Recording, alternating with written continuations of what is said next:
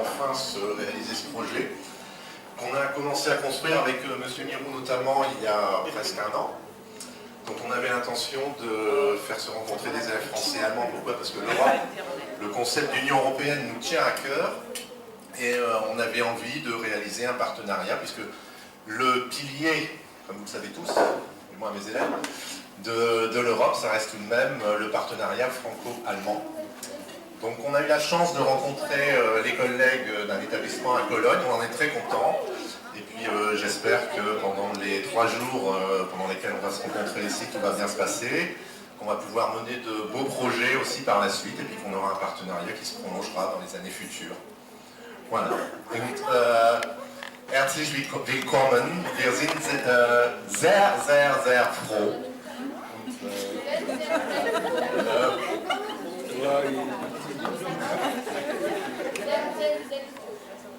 Allez, Olivier, et après on va faire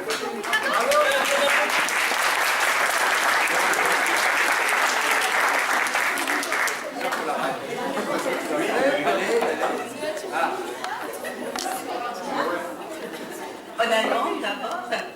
Alors j'essaye de le dire en allemand et en français.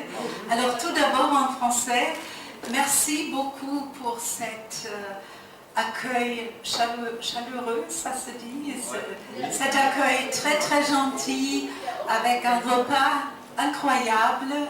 Il faut vous dire, chez nous, dans notre lycée professionnel en Allemagne, il n'y a pas de cantine scolaire, je ne sais pas, pas de restaurant et c'est extra, c'est super bon.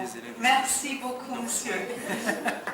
Ja, et en allemand, ganz herzlichen Dank. Hier gibt es auch jede Menge Französischschüler. Ich gucke gerade, wo sie sind.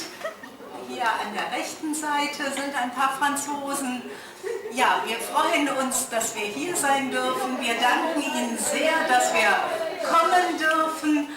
Und wir machen schon lauter Pläne für den Besuch, wenn die Franzosen uns in Köln besuchen. Wir haben schon ganz viele Ideen, was wir mit ihnen machen möchten. Donc c'est un très bon échange. Merci beaucoup.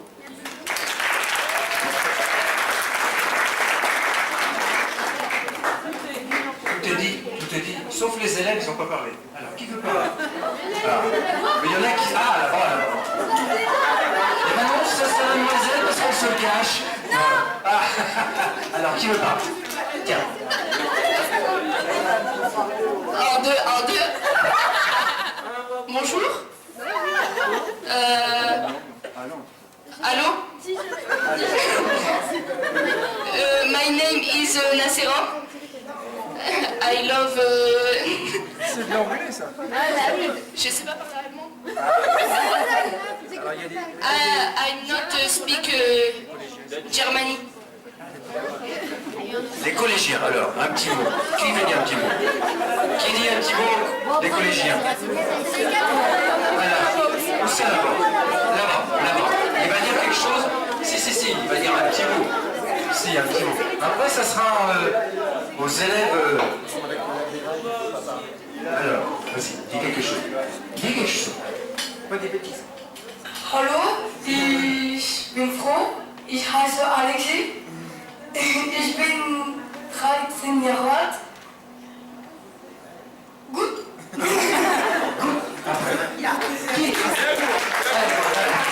Qui des élèves, de vos élèves parlent un petit peu français? Ah là. Qui ça? Où ça? Ouais, j'ai vu qu'on est passé au self. Alors, je pense que j'ai parlé pour toute la classe et l'école. Mais on est content d'être ici. Ce que Madame Hinsas m'a dit, c'est vrai qu'on ne mange pas comme ça à la cantine. On n'a même pas des tables, vraiment, avec des jolies chaises. Si, on a des tables, mais pas avec un aussi beau dessus. Et une nappe, voilà, exactement, je cherche le mot. Et voilà, on est content d'être là. On va passer 3 jours avec vous et nous espérons que le temps va être aussi beau que maintenant, là. Mais je pense qu'il va faire beau demain aussi, mieux qu'aujourd'hui. Et voilà. Je pense que les autres sont aussi bien très excités que moi. Et voilà, ce qu'on va découvrir aujourd'hui, on ne connaît pas. Je pense que beaucoup d'entre nous n'ont pas été ici, donc Yes, Deutsch. Also ich habe gerade gesagt, dass wir freuen uns einfach mal hier zu sein und dass wir auf jeden Fall, was wir gerade gegessen, nicht in Deutschland oder in unserer Schule Brokkoli gibt und das ist sehr schön und wir freuen uns, wir sind sehr aufgeregt und ja, und hoffe, dass das Wetter so schön bleibt. Und das war's. Ungefähr. Moi, je voulais qu'on remercie l'équipe de direction du lycée. Moi, les collègues du lycée, les collégiens, vous savez que si on est là, c'est grâce à eux. Et surtout aussi l'équipe qui est au service, alors les dames qui sont là, notre chef Pascal. Yes, nur ganz kurz auf Deutsch, wir können den Schulleitern des Gymnasiums herzlich danken, weil wir hier Schüler aus dem College hier sind, weil wir nur eingeladen sind. Herzlich auch danke für den Chef und den Damen, die da sind. Also ganz einfach und schönen Tag für alle. Olivier, annonce un petit peu la suite après le repas. Ah, on va vous expliquer un petit peu la suite après le repas. Oui, merci. Donc, je vais vous présenter un petit peu le programme du séjour. Donc, après le repas, on va vous faire visiter le lycée. On fera visiter le foyer, la maison des lycéens. Vous verrez, donc c'est un lieu très sympathique. Vous pourrez pratiquer du ping-pong, enfin le tennis de table, pardon, du billard, et puis on pourra interviewer des élèves à la radio. On a une radio ici dans le lycée, cette radio, d'accord. Au milieu d'après-midi, nous irons sur Valenciennes, on ira découvrir ensemble Valenciennes, on va faire des groupes et on va faire un parcours de découverte. L'objectif sera de prendre des photos d'œuvres, de monuments, d'accord. Vous aurez un parcours à suivre, voilà. Et puis, après, on retournera sur le gîte avec un repas fourni par un traiteur. Voilà pour aujourd'hui, une belle journée. Demain on donnera rendez-vous ici à 8h. On partira ensemble en bus. On ira sur Vimy. Vimy qui est un site historique. Donc un site qui permet de commémorer la Première Guerre mondiale. Donc on passera la journée sur ce site. On visitera le cimetière militaire de Notre-Dame de Lorette. Et on ira en terre canadienne demain. Ouais, on ira voir les Canadiens. Vous verrez, leur accent, c'est particulier. Je pense qu'ils parlent l'anglais, il n'y a aucun problème, et je pense qu'ils parlent aussi l'allemand. Et puis, dernier jour, je termine, vendredi, on vous a fait plaisir, on va aller sur l'île, visiter le Vieux-Lille, qui est superbe, et on ira visiter la maison Charles de Gaulle. Charles de Gaulle, qui est une grande personnalité politique et qui est pilier pour l'Europe. Voilà pour ces 3 jours. J'espère que vous apprécierez et puis que vous profiterez pleinement. Je vous remercie. Je voudrais aussi bien dire merci encore une fois pour cet accueil et pour pouvoir être ici. Et on a quelques petits cadeaux. Alors d'abord, pour les élèves, vous savez que Haribo, c'est juste dans notre région. C'est pour les élèves. Et maintenant, sans eux, ce n'était pas possible d'être ici. Un petit cadeau pour vos professeurs. Typique de Cologne, monsieur, un petit souvenir de Cologne, vous aussi. Attends, et Sigrid est là. C'est un vin qui n'est pas de la région, mais qui est d'une petite région en Allemagne et pas très connue. Voilà, merci beaucoup.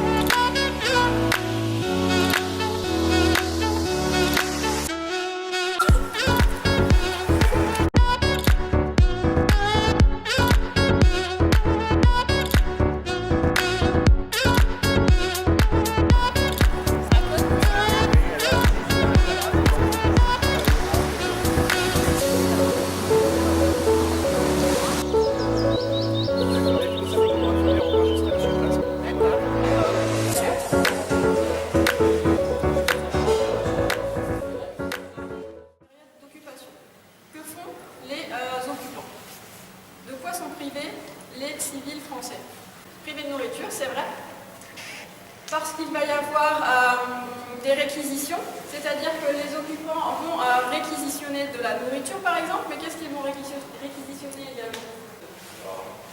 De l'argent. Qu'est-ce qu'ils pourraient prendre d'autre? La main-d'œuvre, c'est ce qu'on a dit. Alors la majorité des hommes, s'ils sont en état de travailler, ils sont aussi en état de se battre, donc ils sont en général soldats, il n'y a plus vraiment beaucoup d'hommes. Und ganz weit auf. Okay, ja, ich muss jetzt dann über die Hintergründe kann ich gerne gleich nochmal erzählen. Ich muss nur dafür sorgen, dass ich hier schnell genug raus bin, damit meine Kollegin gleich hier rein kann. Also dann hätte ich die Einführung anders machen müssen. Also stellen Sie sich vor, warum auch immer der Erste Weltkrieg ist ausgebrochen. Die Deutschen wissen, dass sie sich zwischen zwei Feinden befinden, nämlich zwischen Russland und Frankreich. Und sie haben fürchterliche Angst vor den Russen, die für sie ein immens großes Heer haben. Sie wissen aber auch, dass in Russland das Basissystem nicht so gut ausgebaut ist, dass sie sagen sich deshalb, die Russen die werden nicht so schnell ihre Soldaten bis zu uns gebracht haben. Deshalb müssen wir ganz schnell nach Frankreich gehen und so schnell wie möglich nach Paris, dann ist der Krieg innerhalb von ein paar Wochen zu Ende. So wie das schon mal 40 Jahre früher gewesen ist bei einem anderen Krieg zwischen Deutschland und Frankreich. Und danach können wir alle unsere Soldaten Richtung Osten schicken und da dann den Krieg. On va prendre aussi des choses qui sont nécessaires à la vie quotidienne des soldats, c'est-à-dire des matelas pour pouvoir dormir, des vélos pour pouvoir circuler. On va aller prendre les animaux dans les fermes pour pouvoir se nourrir. On va réquisitionner aussi les fruits sur les arbres fruitiers des habitants. Donc on va absolument tout prendre, ce qui est nécessaire pour la vie au quotidien. Donc il y a des réquisitions. Ces réquisitions, elles sont faites pour les soldats qui sont dans la zone d'occupation, mais pas seulement. Une partie de ces réquisitions vont être envoyées en Allemagne.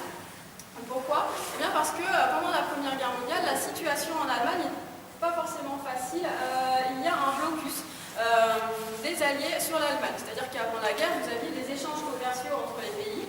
Et là, ça va s'arrêter pendant la période de guerre. Donc dans certaines zones d'Allemagne, dans les villes notamment, il va être difficile de trouver à manger. Et donc ces réquisitions qu'on va faire ici dans le Nord-Pas-de-Calais, c'est aussi pour en envoyer en partie en Allemagne. Alors de la nourriture, mais pas seulement.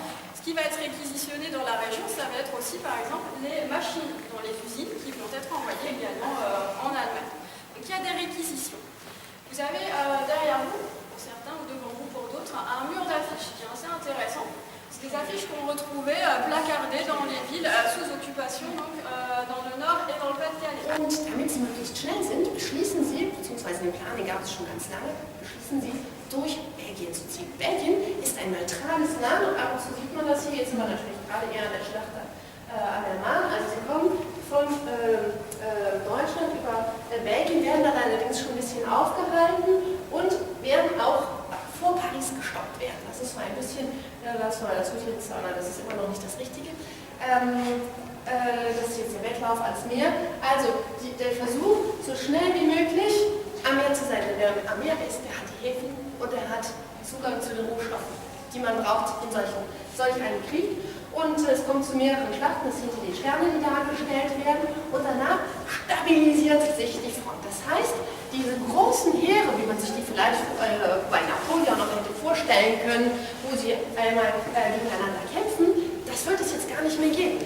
Denn die Waffen sind so modern, dass man den Gegner aus einer großen Entfernung töten kann. Ein Maschinengewehr kann schon 600 Meter weit feuern. Das heißt, ich sehe meinen Gegner schon gar nicht mehr. Das ist gar kein Feind, den ich bekämpfen muss. Und dadurch wird es zu einem anonymen Krieg werden. Nicht immer, da werden wir gleich drüber reden, aber zunächst einmal wird sich eine riesige Distanz zwischen den Heeren aufbauen.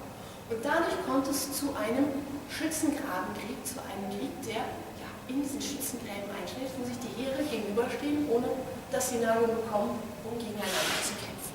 Und das soll hier so ein bisschen erklärt werden. Jetzt komme ich nochmal hier zurück. Jetzt sind wir jetzt schon. Da eigentlich haben die Franzosen gedacht, dass die Deutschen von hier kommen.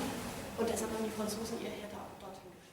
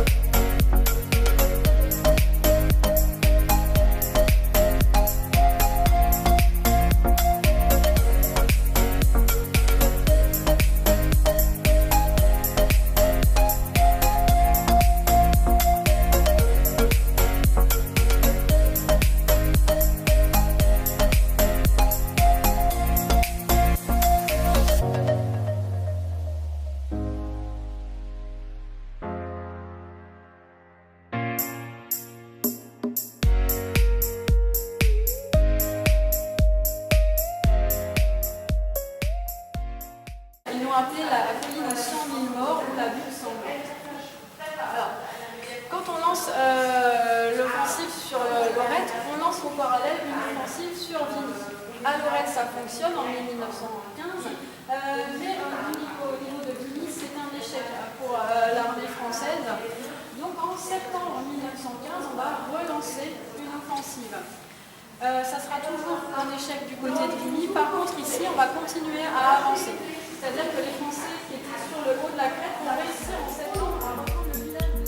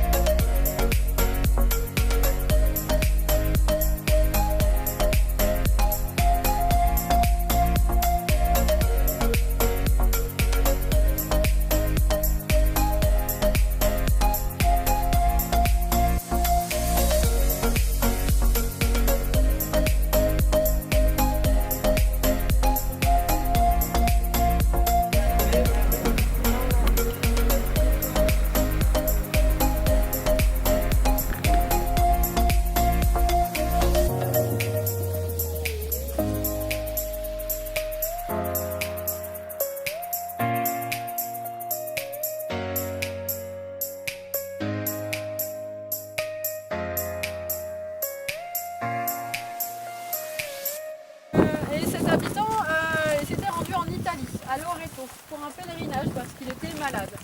Il est revenu de ce pèlerinage à Loreto complètement guéri. Alors, on ne sait pas de quoi il était malade, mais bon, il est revenu complètement guéri et quand il est rentré, il a décidé de faire construire une chapelle sur la colline derrière chez lui, sur le plus haut point de la colline. Et donc il a construit cette petite chapelle et il l'a appelée Notre-Dame de Lorette, en hommage à la ville de Loreto, dans laquelle il avait été faire son pèlerinage. Donc c'est pour ça que ce site s'appelle Notre-Dame de Lorette. Et donc c'est en mémoire de cette église qui existait déjà sur le site qu'on a décidé de construire à nouveau un bâtiment religieux, qui est là beaucoup plus grand. C'est aussi parce que l'évêque, Monseigneur Julien, l'évêque d'Arras, a participé à ce projet, qui est beaucoup investi, qu'un monument religieux est sur ce site. Dans les autres cimetières militaires français, vous n'avez pas de bâtiment religieux. Donc ça, c'est vraiment exceptionnel. Donc vous avez des tombes très nombreuses que vous voyez autour de vous. Au total, vous avez 20 000 stèles individuelles. 20 000 stèles pour 20 000 soldats qui ont été donc enterrés dans ce cimetière. Mais dans ce cimetière, il n'y a pas que 20 000 soldats, au total il y en a 42 000. Donc 20 000 stèles individuelles et ensuite vous avez des ossuaires, des tombes collectives.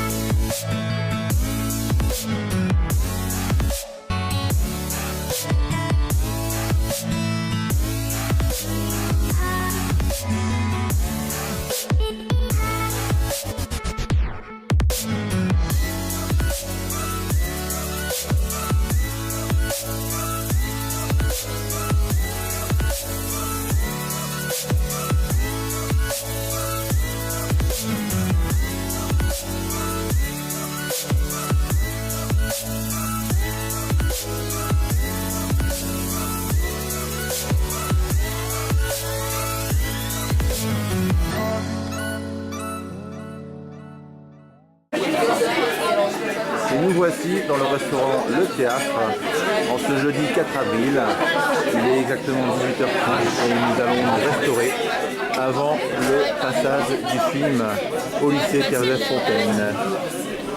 Monsieur Leleu, ici présent, mon professeur allemand, Madame Béral, Madame Dervac, le chauffeur au bout. Et voilà, et notre journaliste, Valentin, notre journaliste, voilà, ici présent. Voilà.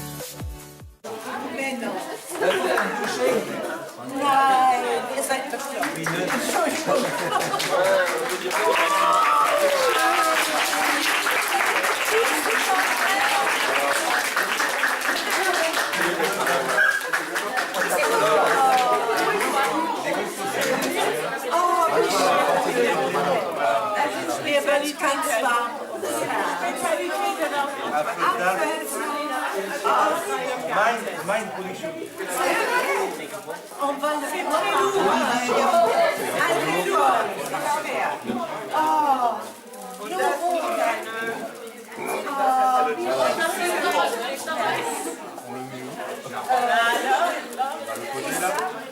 Je vais le mettre en français. Ouais, bah, tu m'en tout seul, hein.